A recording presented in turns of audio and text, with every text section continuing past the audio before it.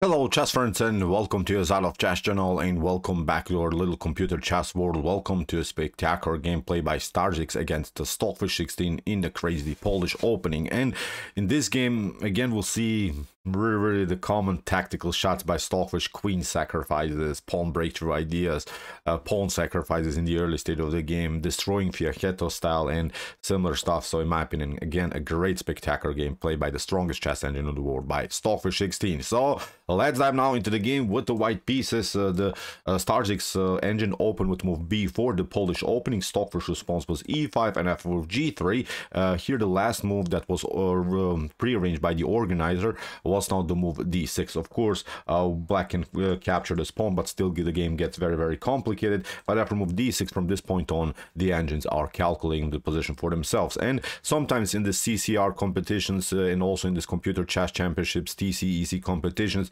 the organizers are setting new position up in order to, of course, test the engines, how much they really can calculate how strong their net really is.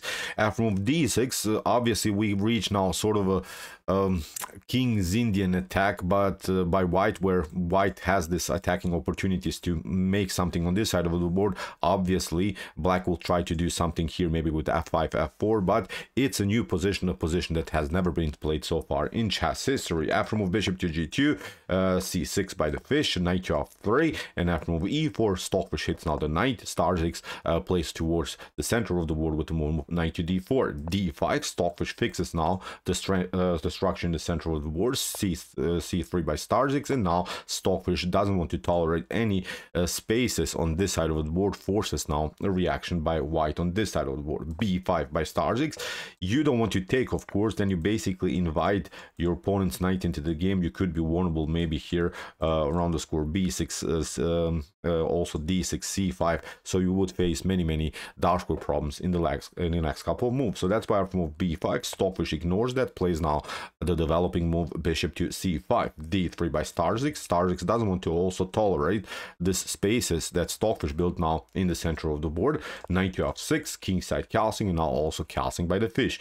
We have a4, supporting, of course, this flank attack on this side of the board, and maybe also preparing bishop to a3, competing against this powerful bishop on c5. Rook to e8 by the fish, supporting now also further the e4 pawn. D takes e4, knight to e4. White doesn't want to take, of course, this knight here, although it's unpleasant to handle, but you basically don't give up your most powerful piece on the board, the light square bishop, the fianchetto bishop in white's camp. So we have now bishop to a3. Here, as promised, Starzix is challenging now the dark square bishop, but now the real fun starts. Notice that both engines have here weaknesses in the position. White has, of course, the weakness around the square c3, where it keeps basically the knight out of game. If you move the knight, you could lose the pawn. But also it seems so that black is having also here a structural problem around the square c6, where it seems so that you cannot move the knight maybe to d7. But that's exactly what the fish is doing. The fish calculated everything in a great way, plays now the powerful knight to d7, and now the real fun starts. As I said, what should white do? White accepts the challenge, plays now b takes c6. Stockfish plays b takes c6, and now, of course, knight to c6. But now the issue for white is that actually black is getting out with the tempo here with the queen, and hits now also the weak f2 pawn with 3 pieces, with the bishop, with the knight, and also with the queen. Let's see now options for white again. If you play here bishop to c5, which in the beginning seemed to me like a pretty logical idea, and then we play knight to c5, obviously you cannot take queen to d5, then bishop to b7 traps the knight, so you would be forced maybe to retreat again with the knight, but then actually black has this opportunity to play a very dangerous flank attack with h5. You maybe compete, and then bishop to g4. You cannot play f3 because of this line. You would lose, I think, the rook, which is very important here, and also okay, you get 2 minor pieces for the rook, but the structure here is simply too weak. The king is too endangered all over the board. As we mentioned, this knight is still stuck here on the starting score. Queen to b2 could happen, then picking up the pawn, also attacking the rook. So again, a quite messy position, I would say, here for white. So that's why for queen to b6, Starzix tried here knight to d4, again retreating, saying okay, I will have a nice grip in the center center of the board, at least I'm blocking out now this diagonal, because the queen, as you saw, was very, very dangerous against this pawn on f2. But now Stockfish plays again this method with the move h5. Tries, of course, to split somehow this nice structure in front of White's king, and Stockfish can actually do that because the fianchetto setup is already, I would say, a weakening structure in front of your own king.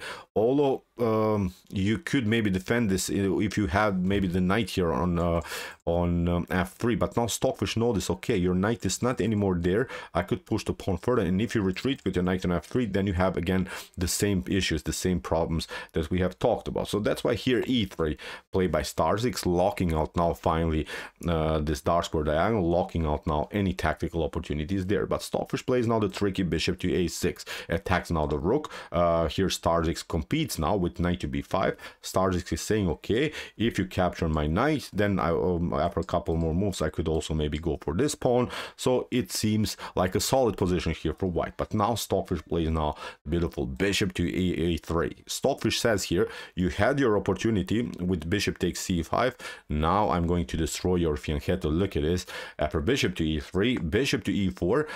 Here Starzix is saying, okay, at least the knight is not attacking anymore my dark squares. At least I'll get rid of this very, very unpleasant knight on e4. Stockfish continues on with d takes e4, and actually in this sequence Stockfish sacrificed the piece. But of course now the queen is coming in a beautiful way into the game. Queen to e3, king to g2, and now knight to e5, with ideas to, of course, occupy these weaknesses in white's position, but also what's very important to say, including now the rook into the game through the d file.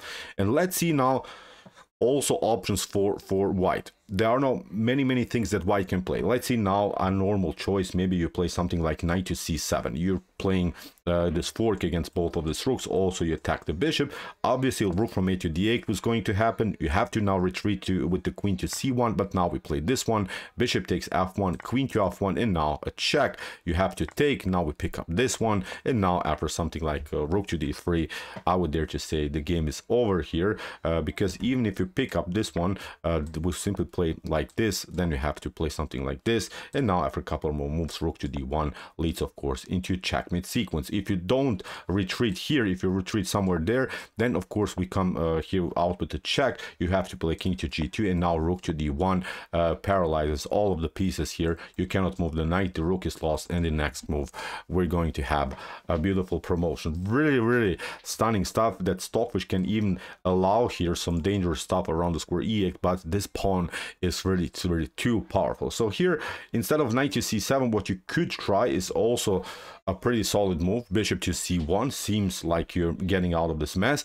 but then we simply retreat. Queen to b6, queen to d6. You're trying desperately to trade off the queens, simplifying the game, but then queen to b7. Again, you're trying maybe to trade off the queens, but now we push the pawn further. Allow here maybe queen to b7, bishop to b7, and now the issue is after knight to d3, this pawn is again unstoppable.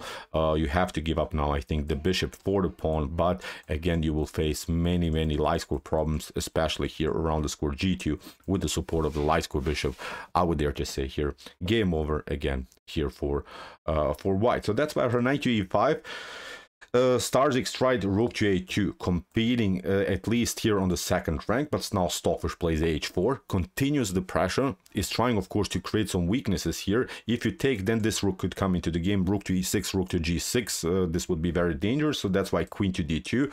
Again, Starzix is desperately really trying to trade off the queens, but Stockfish is not allowing that. Plays now first of all the tricky h3. What should you do? Here in the game, king takes h3 was played. If you play king to h1, if you try to keep your king there, then the issue is again this problem on the light square diagonal. You maybe again try, I don't know, to desperately trade off the queens, but now we play here queen to e6. Again, you could maybe try here also something like rook to f2, getting the rook into the game, but now e3. E3 breaks simply the position. Look at this, bishop to b7, and I think you can resign after a couple more moves. You can just prolong the game by maybe placing the rook there, but I think we can agree completely winning position here for black. After move h3, that's why king takes h3 must move here for Starzix. Look how the queen was still there, not allowing black to go to the g1 square. pardon me, to white to go to the g1 square. If white gets the king somehow on g1, then the position could be solid for white. But now after king to h3, queen to b6 by the fish, of course not allowing the trades of queens. We have now queen to d6, and now comes the stunning move of this particular game. After queen to b6, finally it seems so that black has to trade off the queens. But now Stockfish plays bishop takes b5. The knight is of course protecting also the queen. What should you do? Here, if you try queen takes b6, then you get this one, and actually you're running into such a dirty sequence. After bishop to f1, what you could do in the first place is maybe the move king to h4, but this is not working because of rook to a6. You have to retreat now with the queen, and now knight to f3, you're getting the king there, and now look at this, bishop to h3 controls now the king, is not allowing the king to escape. This knight is controlling the h4 square. You're trying, I don't know, maybe something like knight to d2, but now look at this, rook to e5 is simply winning the game. After bishop to f1, what you could do, of course you don't want to maybe go here with your king, you could maybe try rook to g2, but then again rook to a6, the queen comes here, rook to h6, and now finally you have to give up the queen already here for the rook. This rook is also pinned.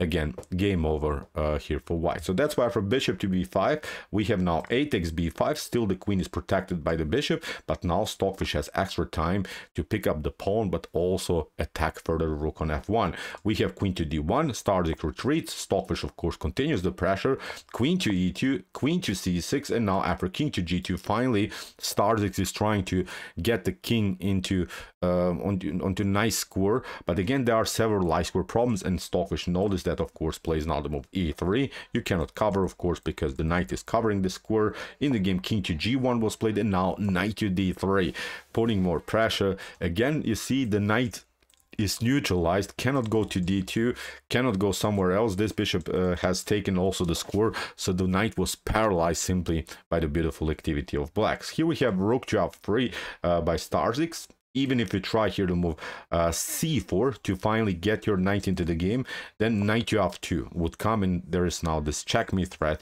You have to now, I don't know, if you play knight to c3, you can get even this kind of a check, so you have to give up now then the rook for a knight. After something like this, then this rook is coming into the game. You have to cover with the queen because this square is again taken, and it would be game over again here for white.